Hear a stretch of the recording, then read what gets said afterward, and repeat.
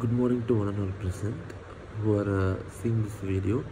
I just want to share to you about a small thought that God has put in my heart regarding how to hear His words clearly. I just want to take into reference the life of Saul, which has been converted into Paul in New Testament, the way he met Jesus and what transformed him.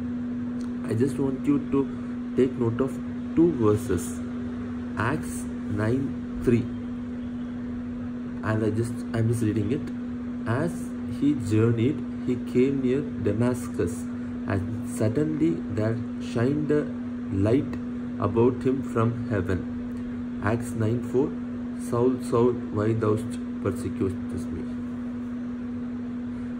We all know this incident, and we all are well aware of it. How God met Saul when he was in the way of Damascus, when he was going to catch the God's servant to put into prison. Now, on his way, a light shone from heaven, and a voice is heard from that light. Here, this incident is written 3 times in Acts. When Paul, the first time is in Acts 9, where it really happened, and the next 2 times in Acts 22 and 26, where Paul testified it, that how God met him. I just want you to compare 2 verses, Acts 9:7, Acts 22:9. In Acts 9:7, you can see that Paul is mentioning it like hearing a voice but seeing no man. Like there is written as, and the man which journeyed with him stood speechless, hearing a voice but seeing no man. So Acts 9:7 is clear that the people who journeyed with Saul at that time, the other soldiers, heard a voice but they didn't see a man there.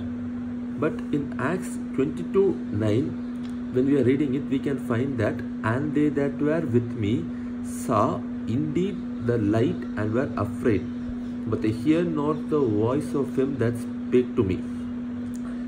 Acts 9:7 says they heard a voice, but Acts 22:9 says they did not understand what that voice spoke.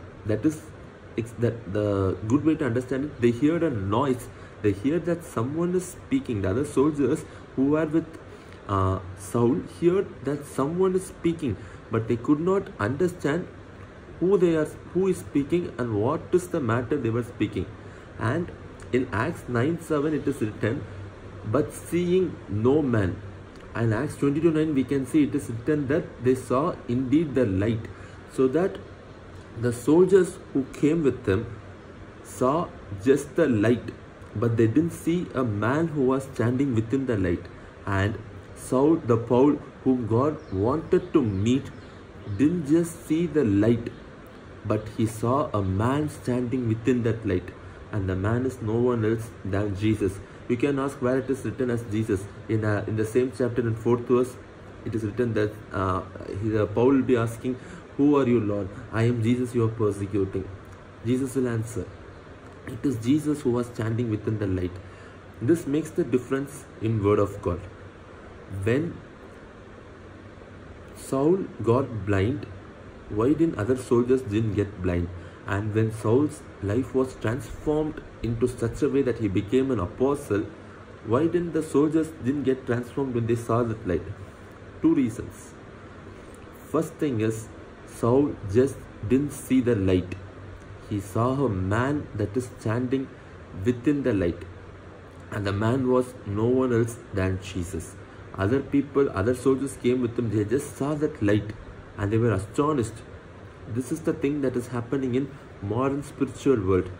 People used to see some glorious realms and glorious gifts operating, but they fail to see the one people or the one man who is standing within that glory. When the people are going to see that one man, Jesus, who is shining within that glory, the lives are going to get transformed. If not, like the soldiers, we should just stand astonished and see what is this and what a glory. That's what only we can see. We could never establish the transformation in our life. And second thing, as Saul, that is Paul, saw that man, he could understand the voice of the Lord. Other people just heard a noise, but they couldn't understand.